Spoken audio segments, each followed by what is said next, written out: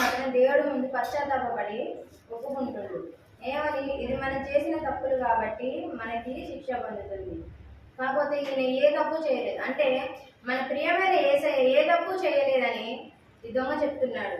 మన తండ్రి ఈ తప్పుకు అర్హుడు కాడు అని ఈ దొంగ చెప్తున్నాడు.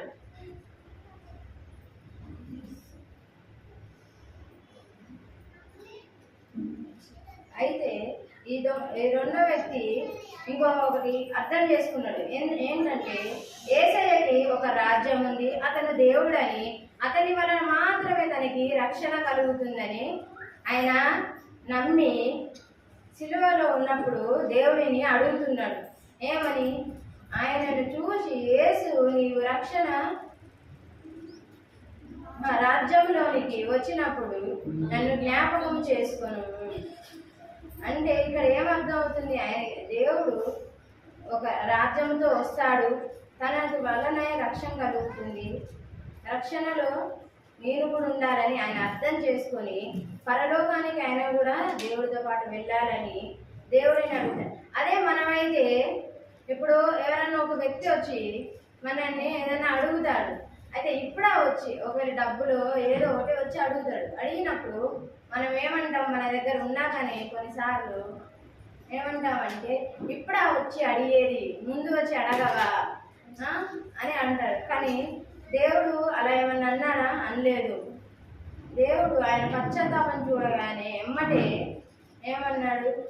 నేడు నీవు కూడా నాతో పరదేశిలో ఉండు అని నిశ్చయముగా చెప్పను. అంటే ఇప్పుడు మనిషికి దేవునికి ఉన్న తేడా ఏంటంటే, మనుషులైతే ఏమంటారు?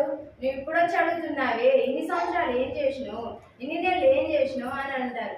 దేవుడు మరి అలా ఏమన్నారా? నీ 3.5 సంవత్సరాలు ప్రచారం చేసినప్పుడు నువ్వు ఎక్కడికి వెళ్ళావయ్యా, నేను రక్షణ కోసం వాడవాడ వీధి వీధి తిరిగాను కదా, నువ్వేం చేసినావు అని అడిగాడా? అడగలేదు. ఎమ్మటే ఏమన్నాడు? ఆయన పశ్చాత్తాపం చూసి ఎమ్మటే దేవుడు నువ్వు కూడా నాతో పరదేశిలో నుండు అని చెప్పాను. అలాగే ఇప్పుడైతే రక్షణ పొందని వారు రక్షణ పొందాలని నేను చెప్తున్నాను.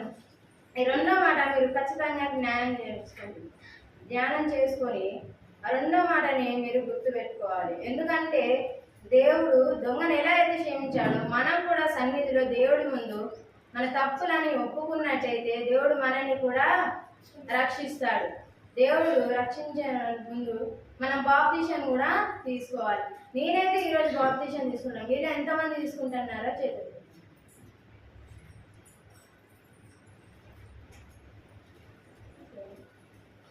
నేను చెప్పేది ఏంటంటే సహోదరులు సహోదరులారా, మీకు ఒకటే చెప్తున్నాను. ఎందుకంటే ఇప్పుడు పాపంలో జీవిస్తే పాపం వలన మనకి మరణము, ఆ మరణం వలన మన నరలోకంలో మనకి ఎలా ఉంటుందంటే అగ్ని ఆరదు పురుగు చావదు అనే మాట మీకు గుర్తుంటే ఇది గుర్తుపెట్టుకోండి. అగ్ని ఆరదు పురుగు చావదని దేవుడు ఎందుకు అన్నాడు? ఆ నరకంలోకి మనం వెళితే ఆ యాతన మనం భరించలేము కాబట్టి పరలోకంలో దేవుని సన్నిధిలో మనం ఉండాలని దేవుడు మనకి మారు మనసు అనే ఒక రక్షణ మనకి ఇచ్చినప్పుడు ఆ రక్షణని మనం సద్వినియోగం చేసుకొని ఆ రక్షణలో మనం నడవబడి యేసయ్యతో పాటు పరలోకంలో మనం కూడా ఉండాలి. మీరు ఏ స్థలంలో ఉండురో మీరు నిర్ణయించుకోండి. ఎలా నిర్ణయించుకోవాలి? దేవుడు మనకి ఇచ్చిన రక్షణ అయిన మాటల ద్వారా, ఇప్పుడు సిలువలో పలికిన 7 మాటల వలన, 10 ఆజ్ఞల వలన మనం దేవుని జ్ఞానం చేసుకొని ఆ మాటను మనం గుర్తుపెట్టుకొని దాని కోసం ప్రార్థన చేసి నీలో ఉన్న తప్పును నువ్వు ఎప్పుడైతే ఒప్పుకుంటావో అప్పుడు మాత్రమే దేవుడిలో నువ్వు రక్షింపబడతావు. లేకపోతే నీకు రక్షణ అనేది పొందవు. ఇప్పుడు నువ్వు వారం సన్నిధిలోకి వస్తావు, ప్రార్థన చేస్తావు, వాక్యం చదువుతావు, పాటలు పాడతావు, అన్నీ చేస్తావు. కానీ నీకు రక్షణ లేకపోతే ఎవరు ఏమి చేయలేరు. పరలోకంలోకి వెళ్తావా? వెళ్ళలేవు. కాబట్టి ఇప్పటి నుంచి నువ్వు ప్రార్థించి రక్షణ కొరకు నువ్వు దేవుడిని అడుగుడి మీకు ఇవ్వబడుతుందని దేవుడు ఉత్తగా అనలేదు. ఏదైతే నువ్వు తప్పులు ఒప్పుకొని దేవుడి ముందు పశ్చాత్తాపడి రక్షణ పొందుతావో ఆ తర్వాత నువ్వు దేని కోసం అయితే అడుగుతావో దేవుడు ఖచ్చితంగా ఇస్తాడు. ఇక్కడ మన రెండో మాట మరొకసారి ధ్యానం చేద్దాం. 43వ అధ్యాయం. అందుకు ఆయన వానితో, నేను నీవు నాతో కూడా పరదేశంలో ఉందని నిశ్చయముగా నీతో చెప్పుచున్నాను. ఈ మాట మనం జ్ఞాపకం చేసుకోవాలి. ఎందుకంటే యేసయ్య శిలువలో మన రక్షణ కొరకు మాట్లాడిన మాట ఇది కనుక. ఇద్దరు దొంగలలో ఒక దొంగ మారు మనసు పొందింది. ఎందుకంటే దేవుడి రక్షణ గురించి, దేవుడి మాట, దేవుడే ఒక యేసు, అతని వలనే మనకి రక్షణ, యేసయ్య వలనే మనకి రాజ్యము దొరుకుతుందని ఆయన నమ్మిండు కాబట్టి ఆయనకి రక్షణ దొరికింది. మొదటివాడు అలా ఉందా? లేడు.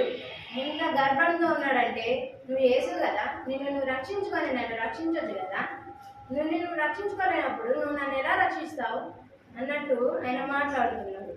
అలా మనం ఉండకుండా దేవుని సన్నిధిలో దేవుని మాటలతోనే మనం దేవుని సమయాన్ని గడపాలని, దేవుడి సమయాన్ని మనం దుర్వినియోగం చేసుకోవద్దని చెప్తున్నాను. ఈ రెండో మాట చిన్న వాక్యం దేవుడు దీవించుగాక. ఆమేన్.